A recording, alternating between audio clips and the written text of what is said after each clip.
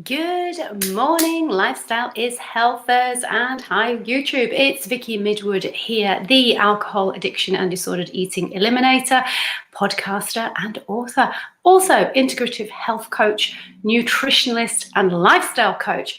So if you have been one of these people who is now thinking about seriously losing a few pounds, taking yourself in hand, getting back out there, going back to the gym, doing a little bit more activity than perhaps you have been doing in lockdown, then chances are you've also been thinking about looking at your diet, what you've been eating, and maybe thinking about making some changes. So I wanted to just share today about healthy eating, because I'm having a lot of conversations with people at the moment. And for those of you who don't know, my main focus these days is helping people with disordered eating. So that's binge eating disorder, that is emotional eating, that is stress eating, that is any kind of obsession or compulsion or just lack of control that you feel that you might have around food and or alcohol, because often food and alcohol go together. And so what I wanted to share with you is, hi Lucy, I wanted to share with you just what the heck is healthy eating, because all of the potential clients that I speak to all tell me that they know what healthy eating is. And when I question what they mean by that, the truth is that they know what they've been told by social media, and they know what they might have read in magazines or seen on TV. But what they don't actually really understand is that what is healthy for one person is not necessarily healthy for you. And what even actually does healthy eating mean? So that's what I wanted to cover today. It's not looking at specific foods as such. It's just getting clarity on what is good practice when it comes to fueling your body well. And the first thing I'm going to say is focus on nutrients and not on calories.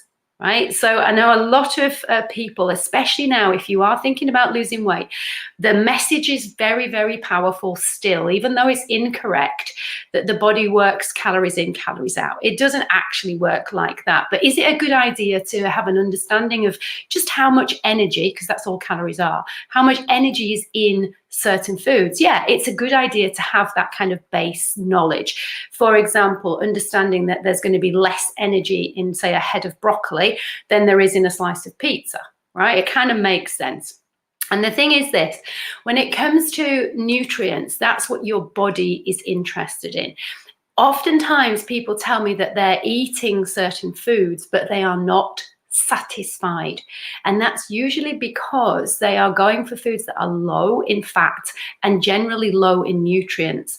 And we are not great at tuning into the difference between the signals of just general hunger and a signal that's telling you that you need more nutrients, right? So we just know it as hunger, don't we? If we feel this sensation where we're kind of not satisfied, we think we're hungry, so we eat more food. And if we eat more of the same foods that are still not giving the body the nutrients that it wants, you're still going to keep getting the message that you're hungry, because that's the only way that the body knows to try and get you to eat, right? It wants you to eat different foods, but unfortunately, oftentimes we keep eating the same stuff. And this is where we can be overfed, yet undernourished and deficient in vitamins and minerals and antioxidants and polyphenols and all of the good stuff that your body actually needs to function well. So when we're looking at healthy eating, it's not saying this is a good food and this is a bad food. It's saying, what are the nutrients in this food that my body actually needs? And what we need to really think about is on a cellular level, what your body needs to function. Why on a cellular level? Well, we start with cells, right? We don't just come out as this, right? Every single bit of you as a human being is made from cells.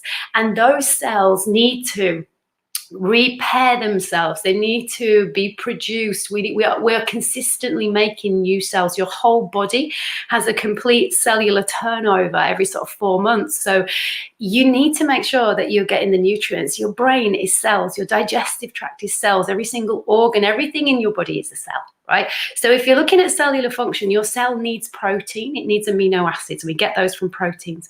It also needs really important vitamins, especially B vitamins, right? Especially C and D and magnesium and zinc and manganese and potassium and sodium.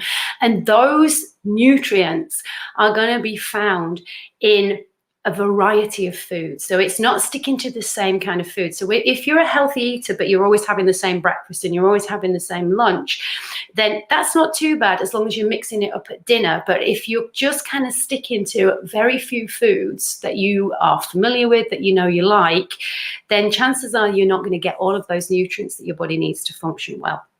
What healthy eating is not is low fat.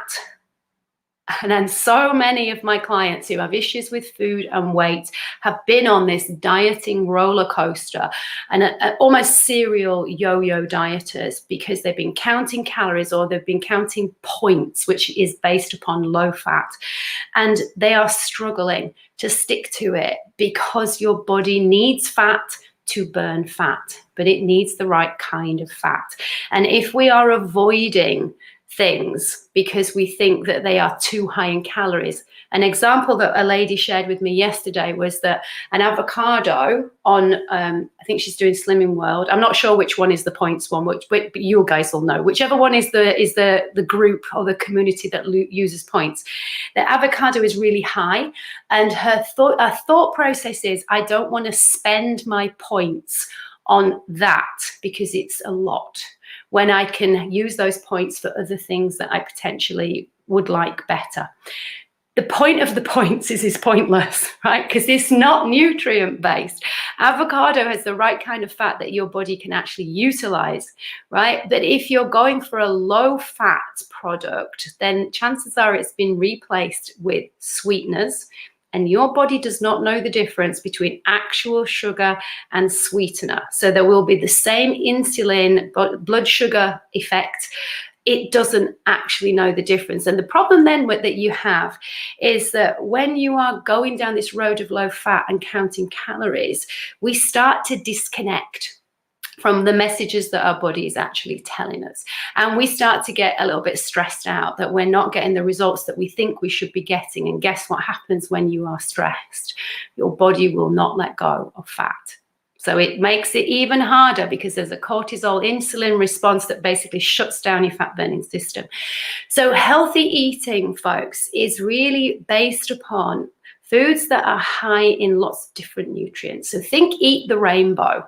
Right? If you can eat a variety of different colored foods, and if you think about it, what are the foods that are colorful? They are foods that grow naturally. They are vegetables and they are fruits. Those are the most colorful foods that are available to us. So does healthy eating include lots of fruits and vegetables? Yes. Ideally, not too many fruits, guys. I would go in favor of more vegetables than fruits if possible, but try and get stuff in that's got skin on, where you're eating the fiber, because fiber is absolutely crucial no matter what type of diet you are following. Fiber is crucial to keep your gut working properly, to keep everything moving. And you've seen me posting before about, we should be going to the loo at least once a day, and it should not be hard to go. It should be the most natural thing. In an ideal world, we'll be going a little bit more often than that. But if you're going once a day, that's pretty good. If you're not, then you need to look at, am I actually getting enough of a variety of fiber and different types of food and water? This is the other thing with healthy eating. People forget that water is vital. Yes, there is some water in the foods that we eat, especially things like melons and, very watery type of food. So grapes and salad leaves and that kind of stuff. But we still need to take on board water as well. So ideally, think about hydration as well as healthy eating. They go together. And so what I wanted to also share is that just because, thanks, Lucy, just because you are eating healthy foods, right, does not necessarily mean that everything is all well with you. You could be sensitive to certain foods, and they can cause gas, bloating, they may cause skin irritations, they may cause you to feel sleepy after meals, you might feel lethargic. And there are a certain group of foods that can really cause problems for a lot of people, and they are the nightshades. And some of you may have heard of them, some of you might not. But what are nightshades? Well, they are a certain family of vegetables that include potatoes, white potatoes, tomatoes, aubergines, and peppers. Now, if you're including a lot of those foods in your diet and you still feel like you're having like joint problems or digestive issues going on, or your body is not losing fat in a way that you think that it should be because of the exercise that you're doing, then chances are that you are not breaking down or dealing with those particular foods very well. It may be that you have an issue with dairy. So many people do. Now, is dairy healthy? Well, if you look out there in the world of Facebook and advertising, yeah, dairy is full fat dairy, absolutely, but not if you're intolerant to it, not if your body cannot break it down, then you're going to have a problem with it. And this is why healthy is such a misnomer, because what's healthy for one person could be poison to another. Literally, think about it. We have people with peanut allergies, right? I can eat peanuts. They're not great for me, I have to say, but I can eat peanuts. But if I was allergic to them, then that's not healthy food for me, is it? So this is why I'm saying, what do we mean by healthy? Some people have big issues with FODMAP foods, and FODMAP foods are types of vegetables and fruits that, again, your body is struggling to break down because it doesn't have the enzymes working correctly to break those particular saccharides down. What does FODMAP stand for? It's a type of saccharide. And so what you need to kind of look at is, what am I actually eating frequently, right, on a daily basis, or at least 2 or 3 times a week, that could potentially be causing me problems? And oftentimes it is the healthy foods like broccoli and cauliflower and sprouts and cabbage and all those things that have this healthy bag, but if they're not suiting you, it ain't healthy, folks. So knowing your body and knowing how it responds to food is the best thing. Right, exactly.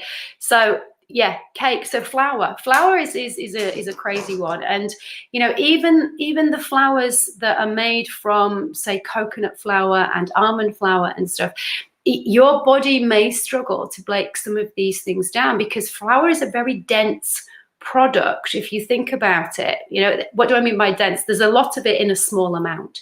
So if you're eating something like cake, maybe your body can handle a few almonds, but suddenly almond flour, that's a lot of almonds in makeup at flour. So it's just an overload for your body. So understanding that healthy does not necessarily mean it's healthy for you. Other generally terms where we consider to be healthier foods, yes, we look at vegetables and fruits to be healthier than things like cakes and chocolates and biscuits. But does that mean that you can't eat those things? No, but it just means that include them as a small part of your daily or weekly food intake, rather than being the major part of it. So the whole point of me sharing this for you is try not to get bogged down in this is healthy. There's so many times I hear, oh, well, walnuts are healthy, or Brazil nuts are healthy, or avocado is healthy, or this is healthy. They're all food. They all have different nutritional content and value. Some are more valuable and more nutrition dense than others. Your body may love some foods and it may not like some foods very, very much. So the biggest takeaway from this, and this is why I really wanted to share it, was start to get curious and start to connect to how your body is feeling. And it could be something as simple as keeping a little food diary. And I don't mean you have to go down the road of MyFitnessPal and log in everything. You could just take photographs on your phone of your meals and just keep them and just have a look through and go, okay, what's cropping up quite a lot and how is it making me feel? Check in with yourself after you've had a meal and just go, right, do I feel energized? Or do I feel kind of like I could do with a nap? Because that's a clue that there may be something in that meal that your body is struggling to break down. And you can just start to get to know what your body works really well on and what it doesn't function so well on. This is not about being obsessive about it, but it's just about getting to know you and your body. And this is what I encourage all of my clients to do, and everybody.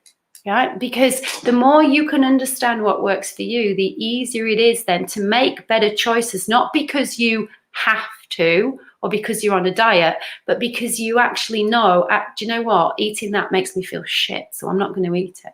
Isn't that a much better way to feel confident and free around food than putting restrictions on something and then telling yourself that you should be eating healthy foods, even if you don't like them, and even if your body is responding in a not very cool way? So I hope that's been helpful to you folks. If it has, please do let me know. All of that stuff that I've just shared with you is actually available on my Health MOT program, folks. That Health MOT program covers hydration. It covers stress management. It covers just what is healthy eating. It covers all about exercise and the different types of exercise that are helpful and why we should be doing a variety.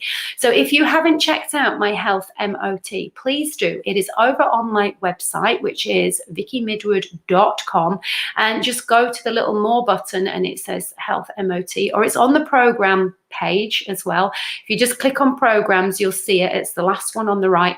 And you can start straight away. This is not a program where you need me to guide it through you. You've got me like this on video, and you've got a load of handouts. So if you want to get kind of the lowdown on the stuff that I've just shared to you in a PDF format, it's all there for you. Go check it out.